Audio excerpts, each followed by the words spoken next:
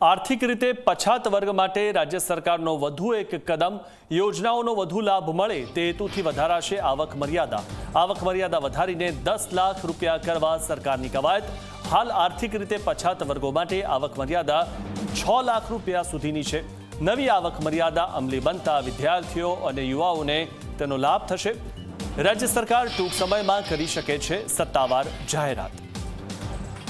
આ વિશે વધુ માહિતી મેળવીએ અમારા સંવાદદાતા હિતલ પારેખ પાસેથી। હિતલ, જે રીતે પછાત વર્ગ જે છે અથવા તો આર્થિક રીતે જે પછાત વર્ગ છે તેની જે આવક મર્યાદા અત્યાર સુધીમાં 6 લાખ છે તેને 10 લાખ કરવાની વિચારણા સરકાર કરી રહી છે। ક્યાં સુધીમાં આ વિચારણા થઈ શકે અને કેવી રીતે આનો લાભ મળી શકે?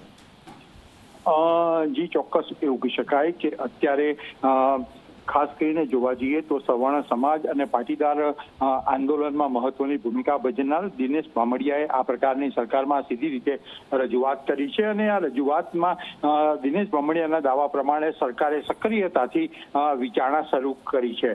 સ્વાભાવિક છે કે અત્યારે જે 6 લાખની મર્યાદા છે એ નવી આવકની મર્યાદાનો વધારી 10 લાખ કરવાની આ રજૂઆત છે અને સરકાર પણ ક્યાંક ને ક્યાંક હકારાત્મક આ દિશામાં વિચારણા કરી રહી હોવાની પણ જાણકારી મળી રહી છે। કારણ કે જે પ્રકારે ક્યાંક ને ક્યાંક જે પગાર ધોરણના વધારો થયો છે એ સહિતના અનેક એવા મુદ્દાઓ છે કે જેના કારણે લોકોની આવક વધી છે, ત્યારે આ આવક મર્યાદા પણ વધે એ પ્રકારની લાગણી સરકારની પણ છે। જી આભાર હિતલ, માહિતી આપવા બદલ। તો આર્થિક રીતે જે પછાત છે એટલે કે EWS તેના માટે જે અત્યાર સુધીમાં 6 લાખની આવક મર્યાદા છે તે હવે 10 લાખ કરવાની વિચારણા સરકાર કરી રહ્યું છે। આર્થિક રીતે પછાત વર્ગ માટે રાજ્ય સરકારનો આ વધુ એક નિર્ણય, યોજનાઓનો લાભ મળે અને વધુ મળે તે હેતુથી આવક મર્યાદા વધારાશે।